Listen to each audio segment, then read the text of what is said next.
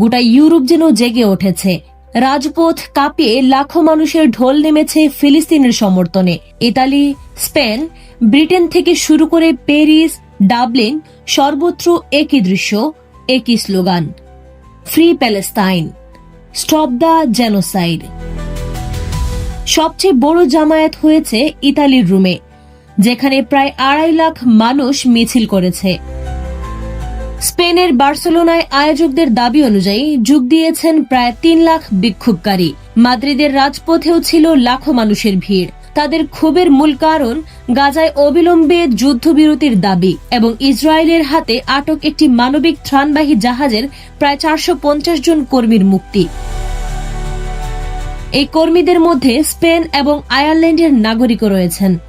তবে সবচেয়ে নাটকীয় পরিস্থিতি তৈরি হয় লন্ডনে। সেখানে ফিলিস্তিনের সমর্থনে বিক্ষোভে অংশ নেওয়ায় প্রায় 492 জনকে গ্রেপ্তার করা হয়েছে, যা প্রতিবাদের ইতিহাসে একটি বিরল ঘটনা। এই নজিরবিহীন বিক্ষোভ এমন এক সময় হচ্ছে যখন গাজায় মৃতের সংখ্যা 66,000 ছাড়িয়েছে এবং জাতিসংঘ সেখানে দুর্ভিক্ষের সতর্কতা দিয়েছে। ইউরোপের সাধারণ মানুষের এই স্বতঃস্ফূর্ত প্রতিবাদ সরকারগুলোর উপর প্রচন্ড চাপ তৈরি করছে, যা প্রমাণ করে যে গাজার মানবিক সংকট নিয়ে বিশ্ববাসী আর চুপ করে থাকতে রাজি নয়। এই ধরনের গুরুত্বপূর্ণ আপডেট পেতে আমাদের সঙ্গে থাকুন। BGN TV 24, সংবাদ যেখানে, বিশ্বস্ততা সেখানে।